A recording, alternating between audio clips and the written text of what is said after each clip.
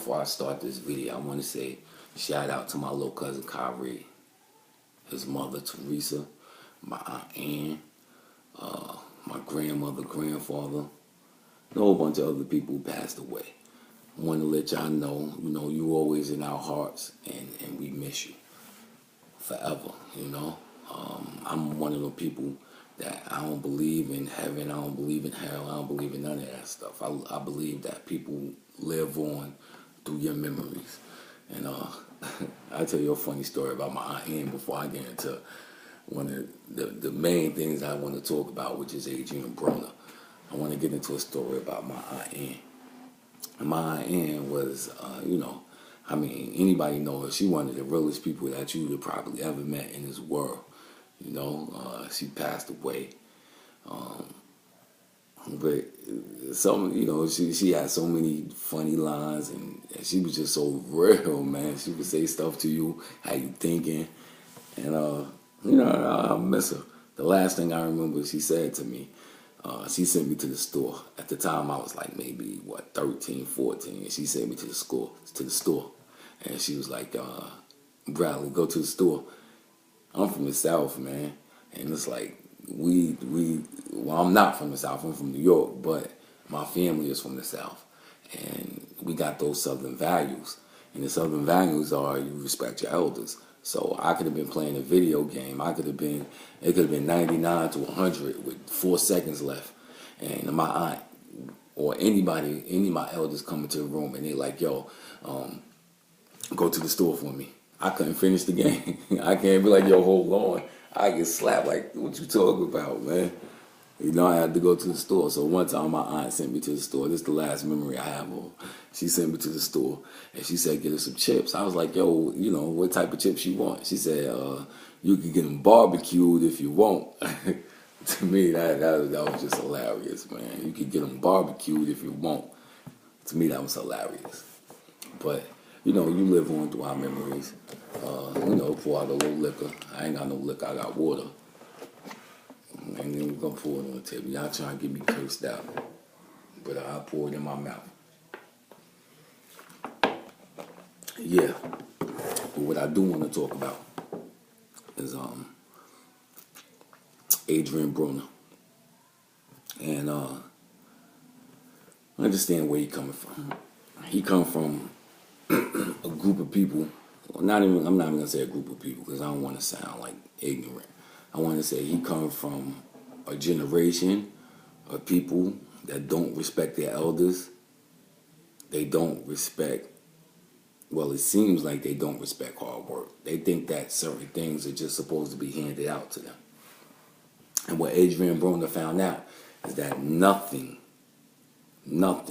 is ever in this world going to be handed out to you, especially if you're a black person or a Hispanic person from a certain neighborhood and you're cocky. He talked up Madonna. Madonna had it out against him. And he should have understood that, okay, Madonna is one hell of a fighter, and Madonna's always going to push forward. It seemed like he didn't understand that. It seemed like he thought he was going to land a couple punches. It was going to brunt Madonna's aggression, but it didn't. Because in life, you're always going to face aggression. And this is one of the problems that I have with our younger generation that's coming up thinking that they, like stuff is just supposed to be handed to them. Nothing is going to be handed to you, man. You got to go out there and you got to earn your stripes. And I think I think he learned that. I think Broner learned that. And it was a hard lesson to learn in front of millions of people. It's a humbling experience. And it's going to directly affect how the person moves on from the situation. This tests you to your core. And it tells us who you are as a person. Right? I've lived through a lot, man. You look at my face. I still kind of look young, but I'm 33, man. And I'm an old 33. I'm not even a young 33. I'm a 33 that's been through so much, man. Like you look at my neck. That's a trach right there. You know what I mean, you look at my stomach. See that? That's a hernia. But that's what I've been through. You know what I mean? And when you see me in the streets or you see me, you're not going to realize that this is the type of things I went through because I have a championship character. When the doctors told me that I was going to be in the hospital for close to a year, I made it my business to prove them wrong because I'm like, no, I'm not. Nothing's going to debilitate me for a year and have me not doing the things I want to do and not have me being the person that I am for a year. It's not going to happen. You feel me? And I remember one time I was at hospital, and I'm not a dumb kid. Like, y'all probably can see that off my post. Y'all can see that I think I'm a thinker. But when I was younger, I didn't think as much, and I just moved off impulses. And I was flunking out of school. And at the time, it was like people in my family looked at me as being as an intelligent person. And I didn't want to let nobody down. But when I got my transcript, and my GPA was so low that Hofstra was threatening to kick me out. Well, they did kick me out. You know, they kicked me out of school because my GPA was too low. After spending 4 years, having 87 credits, you had to have a 2.5 GPA to be a senior. My GPA was like a 1.7.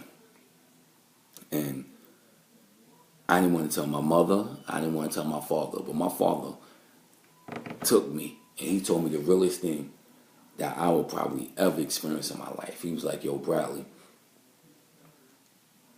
if this is the biggest problem that you're going to have in your life, then you live the privileged life. He said, if this is the biggest problem that you're going to have in your life, then you live a privileged life. And that's real.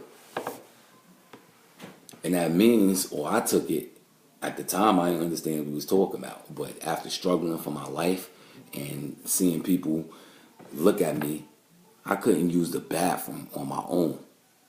The doctors was like, yo, you can't keep calling us in here every single time. You got to use the bathroom. You just got to use it on yourself. Now imagine being a human being, a civilized human being.